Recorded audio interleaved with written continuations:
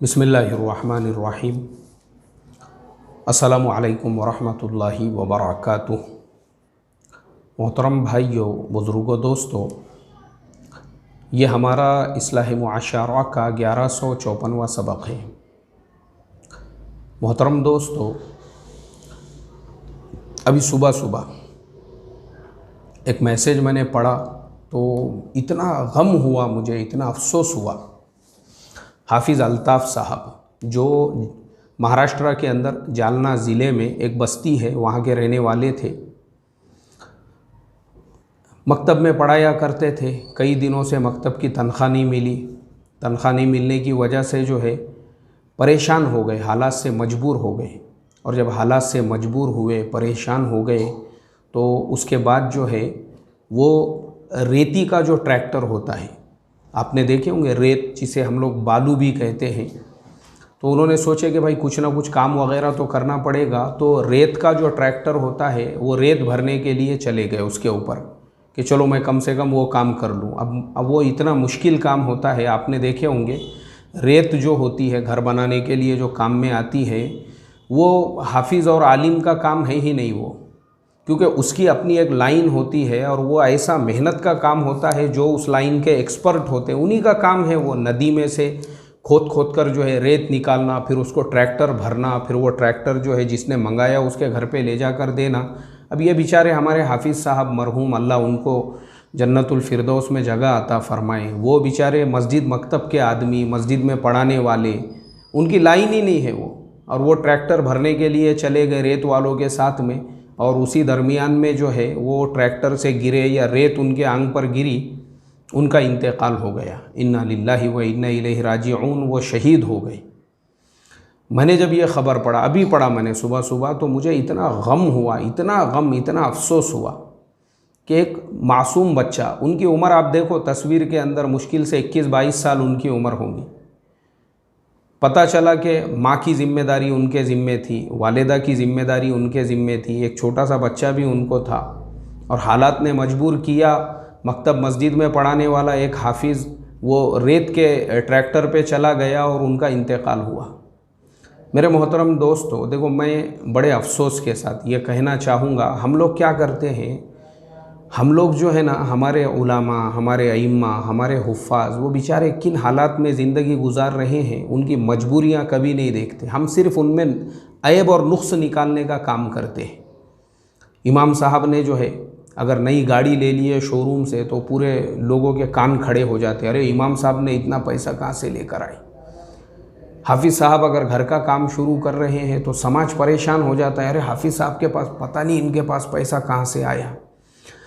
मतलब ये है कि एक हाफिज़ कुरान, एक आलिम दीन, अगर वो शोरूम से नया शूज़ ले तो भी लोगों को तकलीफ़, नई गाड़ी ले तो भी लोगों को तकलीफ़, नया घर बनाए तो भी लोगों को तकलीफ़। मतलब ये है कि हुफ़ाज़ और उलामा को हम गुर्बत और फाका कशी में ही देखना चाहते हैं। यहाँ तक कि मुझे एक साहब ने मैसेज किया अभी थोड़े दिन पहले व्हाट्सएप के ऊपर। उन्होंने कहा कि मौलाना फुलाने मस्जिद के इमाम साहब, देखो, बोले वो कौन कौन से सोशल मीडिया, सोशल नेटवर्किंग के ऊपर उनके अकाउंट है। उन्होंने मुझे स्क्रीन शॉट्स भेजे उन इमाम साहब के। अब आज के ज़माने में तो हर आदमी के पास में मोबाइल है, हर आदमी जो है किसी ना किसी, कोई फेसबुक पे अकाउंट बनाता है, कोई ट्विटर पे अकाउंट बनाता है, हर एक जगह पे लोग अकाउंट बनाते हैं, सोशल नेटवर्किंग यूज़ करते हैं। लेकिन मुझे इतना अफसोस हुआ उस आदमी का मैसेज पढ़कर, भाई तेरे को करने का क्या है, तुझे करने का क्या है। कभी तूने वो इमाम साहब से पूछा, इमाम साहब तुम खैरियत से है क्या, घर में सब अहवाल खैरियत से है क्या, मैं आपका क्या ताउन कर सकता हूँ, क्या मदद कर सकता हूँ, आपकी क्या हेल्प कर सकता हूँ। लेकिन इमाम साहब ने अगर किसी सोशल नेटवर्किंग के ऊपर अपना अकाउंट बनाए तो इसका बीपी हाई हो रहा है, ये परेशान हो गया, लोगों को स्क्रीनशॉट भेज रहा है, देखो इमाम साहब का अकाउंट जो है इसके ऊपर है बोलकर। अरे तेरे को करने का क्या है भाई, तू तेरी जोरू को देख, तेरे बच्चों को देख, तेरे घर को देखना। तो अपना छोड़कर इसको इमाम साहब की फ़िक्र पड़ी हुई है। ऐसे भी लोग हैं हमारे समाज के अंदर, मतलब उनके ज़िंदगी का मकसद ही है खाली बुराइयां तलाश करो, हाफिज़ों में बुराइयां तलाश करो, उलामा में बुराइयां तलाश करो, अइम्मा में बुराइयां तलाश करो। और ये जब हालात के ऐसे मजबूर हो रहे हैं ऐसे ऐसे हालात का जब वो शिकार हो रहे हैं, हमारे पास में टाइम ही नहीं है। ये किसी एक गांव का वाक़या नहीं है, ये तो सिर्फ़ एक गांव में एक वाक़या पेश आया। हर गांव के अंदर आपको यही मसला मिलेगा कि उलमा की 4-4 महीनों से तनख्वाह नहीं हुई है, परेशान है बेचारे, हालात का शिकार है। अच्छा, इसमें हम मस्जिद के लोगों को ज़िम्मेदार नहीं ठहरा सकते, मस्जिद वालों को भी हम ज़िम्मेदार नहीं ठहरा सकते। क्यों नहीं? क्योंकि देखो, अक्सर हमारे यहाँ पे मस्जिदें ऐसी है जिनकी कोई प्रॉपर्टी नहीं है। अब लॉकडाउन की वजह से जुमा की नमाज़ें बंद है, जो जुमा में चंदा होता था वो बंद है, जो लोग महीने की पावती देते थे वो बंद है। तो मस्जिदों की जो आमदनी होती थी, जो इनकम होती थी, वो पूरी तरह से बंद हो चुकी है। तो मस्जिद के ट्रस्टी लोग खुद परेशान हैं। तो ये किसका काम है? ये उस बस्ती के, उस महल्ले के, उस इलाके के जो बड़े बड़े पैसे वाले हैं, जो मालदार लोग हैं, जिनको अल्लाह ने साहिब सरवत बनाया है। तो मैंने इससे पहले भी बताया कि लोग जो है, लोग आम लोगों को, उनको यानी हज़ारों रुपये उनके ऊपर जो है वो खर्च कर रहे हैं, और अपने मस्जिद के इमाम साहब का हाल मालूम नहीं है, वो किस हाल में है। मैंने 1-2 मिसालें भी देकर बताया था कि एक आदमी ने एक इमाम साहब के अकाउंट में 50,000 रुपये ट्रांसफ़र किए, और इमाम साहब से क्या कहा, बोले मौलाना ये 10 लोग हैं, 10, कट्ठू भाई, फत्तू भाई, अब्दुल्ला भाई, अब्दुर्रहमान भाई, फुलाने भाई, फुलाने भाई, फुलाने भाई, फुलाने भाई, फुलाने, ये 10 लोग हैं, ये 10 के 10 को 5-5 हज़ार रुपये ले जाके दे दो। इमाम साहब ने सबको दे दिए 5-5 हज़ार रुपये। हालांकि वो ख़ुद इमाम साहब, उनके ये अल्फाज है कि मेरे घर में उस दिन फाका था। इमाम साहब के घर में फाका, तो उम्मत को क्या लगता है, इमाम को खाली यूज़ करो, इस्तेमाल करो इमाम साहब को। तो वो इमाम साहब के अकाउंट में 50,000 डालकर उसने ये नहीं बोला कि इमाम साहब ये जो 10 गरीबों को मैंने देने के लिए कहा, आपका हाल कैसा है, आपके घर के हालात कैसे हैं, अल्लाह रहम का मामला फरमाए।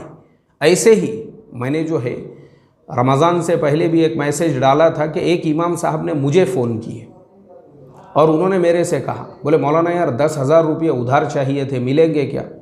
मैं बोला भाई 10,000 क्यों चाहिए उधार? बोले यार लॉकडाउन में मैं सोच रहा हूँ 1 महीना 1.5 महीने का राशन भर लूँ ताकि रमज़ान का पूरा महीना आराम से गुजर सके। मैं बोला यार तुम्हारा जो मुक्तदी है फुलाना, उसने मेरे को कल फ़ोन किया था और मेरे से मसला पूछ रहा था कि मौलाना ज़कात के पैसे जो है ये ताउन में ख़र्च कर सकते क्या? तो मैंने उसको उसका हीला बताया। तुम्हारा मुक्तदी, मैं बोला, जिसकी लाखों रुपये ज़कात निकलती है, अल्लाह रहम का मामला फ़रमाए, अपने हालात से बेखबर। तो मेरे मोहतरम दोस्तों, मेरा बताने का मकसद यही है कि इमाम उलामा जो ऐसे सफ़ेद कपड़े पहनते हैं, माशाल्लाह इस तरीके जो कपड़े वग़ैरह पहनते हैं, इसका मतलब ये नहीं होता है वो बहुत करोड़पति है, बहुत पैसे वाले हैं। फ़ाक़े होते हैं उनके घरों में, फ़ाक़े होते हैं, मजबूर है, आज 4-4 महीनों से तनख्वाहें नहीं हैं और मस्जिद वालों के हाथ बंधे हुए हैं क्योंकि मस्जिद में आमदनी का कोई ज़रिया नहीं है। तो ऐसे बस्तियों के जो पैसे वाले, जो करोड़पति लोग हैं, जो खाली फ्लैक्स के ऊपर, न्यूज़पेपर में और लोगों में शोहरत के लिए जो ख़र्च कर रहे हैं कि फ़ुलाने सेठ ने जो है 500 गरीबों में अनाज तकसीम कर दिया और फ़ुलाने हाजी साहब ने जो है इतने गरीबों में अनाज तकसीम कर दिए और फ़ुलाने ने ये कर दिए वो कर दिए। तो ऐसे जो सेठ लोग हैं, ऐसे जो पैसे वाले हैं, उनका काम ये है कि वो अपने अइम्मा का ख्याल रखे, अपने उलमा का ख्याल रखे। और मुझे एक चीज़ जो है ना, मुझे एक चीज़ जो है, मैं नाम लेकर बोलूँगा क्योंकि मैं पॉलिटिकल आदमी नहीं हूँ, लेकिन मुझे मजबूरन अभी नाम लेना पड़ रहा है। मैंने वीडियो देखा हैदराबाद के अंदर, जो अकबरुद्दीन उवैसी साहब है, उन्होंने अपना जितना भी उनका जो मतदान संघ है या जो मतदान सर्कल है उनका, वो पूरे एरिए के अइम्मा इकराम की लिस्ट बनाए उन्होंने।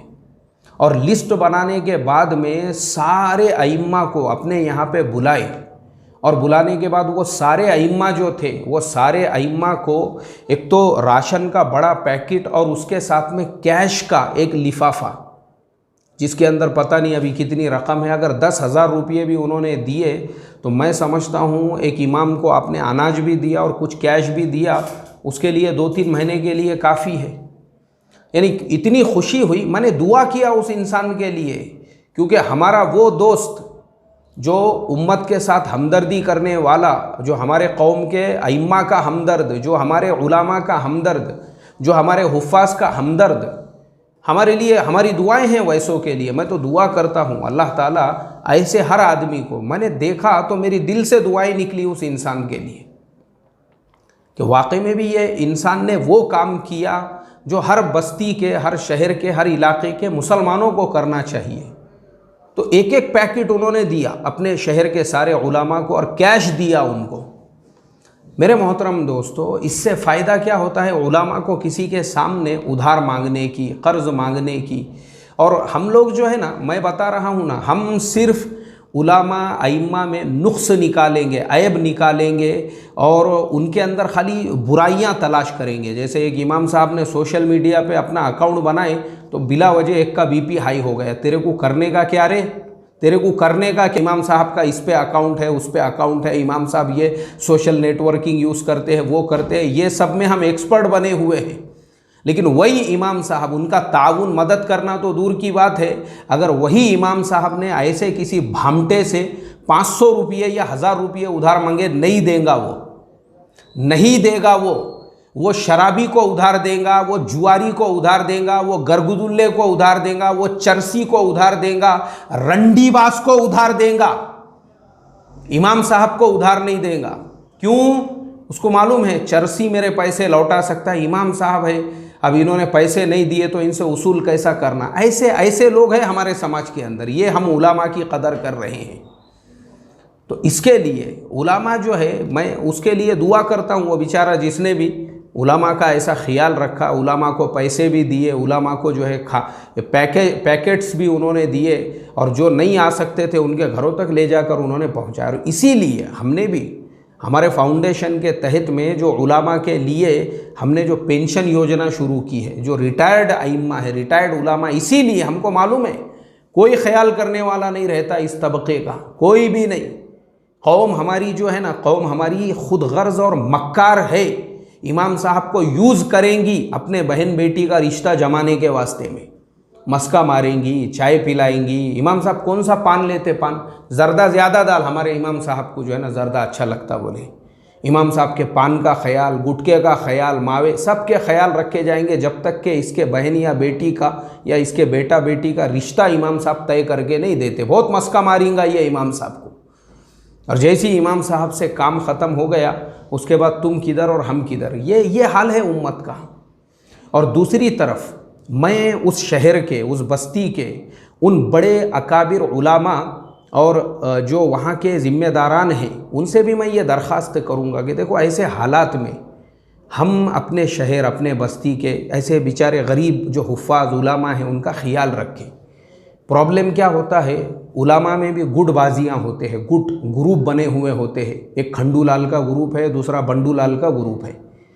तो खंडूलाल बंडूलाल के ग्रुप में भी हम उलामा की भी जो ग्रुप बंदियाँ होती है, तो हम देखते हैं कि दूसरा अगर हाफिज़ या दूसरा आलिम या दूसरा इमाम वो दूसरे ग्रुप का है और वो हालात का शिकार है, तो उसकी मदद करने की बजाय हमारे यहाँ पे उसका सेलिब्रेशन, उसकी खुशियाँ, जश्न मनाया जाता है। अज़ाब आया, अज़ाब आया, उस पर तो अज़ाब आया, अल्लाह की तरफ से मार पड़ी बोले, खुशियाँ मनाते हैं हम उसके कंधे पे हमदर्दी का हाथ नहीं रखेंगे जाकर, अरे भाई तेरे हालात क्या है, क्यों परेशान है तू, क्योंकि अपने ग्रुप का नहीं है ना वो, अपने ग्रुप का थोड़ी है वो। हाँ, अपने ग्रुप का नहीं है वो। अगर अपने ग्रुप का रहता था ना तो फिर अपन उसका हालात में साथ देते थे। अभी तो दूसरे ग्रुप का है, इसका मतलब वो फिरौन, हामान, नमरूद, कारून उनके ग्रुप में है अभी वो, और हम जो है अभी मोमिनीन का ग्रुप तो अपना ही है खाली।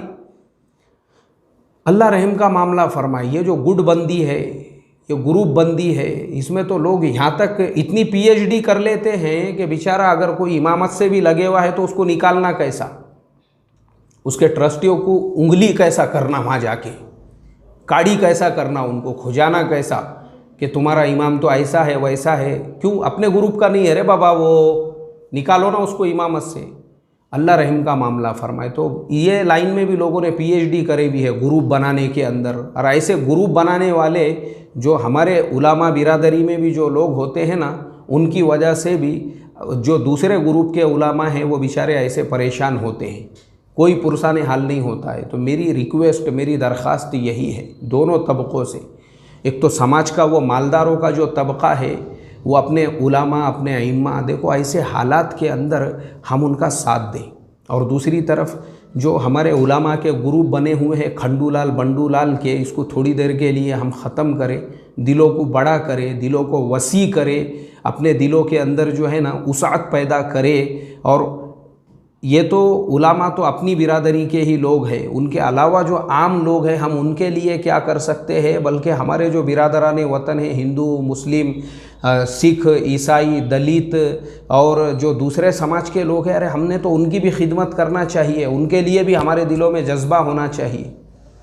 तो जो वाक़या हाफिज़ अल्ताफ़ साहब के साथ पेश आया, मैं दुआ करता हूँ ऐसा वाक़या पूरे मुल्क में और किसी बस्ती के हाफिज़ साहब के साथ में न पेश आए, इससे पहले कि वो उन हालात का शिकार बने। अल्लाह तबारक व तआला हमें हमारे अइम्मा की, हमारे हुफ़्फ़ाज़ की, हमारे उलामा की खिदमत की तौफ़ीक़ अता फ़रमाए। और हाफिज़ अल्ताफ़ साहब के लिए मेरी दुआ है, अल्लाह उनकी वालिदा को, उनकी अहलिया को सब्र जमील की तौफ़ीक़ अता फ़रमाए और अल्लाह तबारक व तआला उनके हालात को दुरुस्त फ़रमाएँ। और अभी जो उनके घर वाले हैं, तो मैं वहाँ के और लोगों से ये भी दरख्वास्त करूँगा कि उनके बारे में हम सोचें कि हम उनकी खिदमत कैसे कर सकते हैं, ताकि उनको किसी के सामने मोहताज और मजबूर बनने की ज़रूरत ना पड़े। अस्सलामु अलैकुम व रहमतुल्लाहि व बरकातुहू।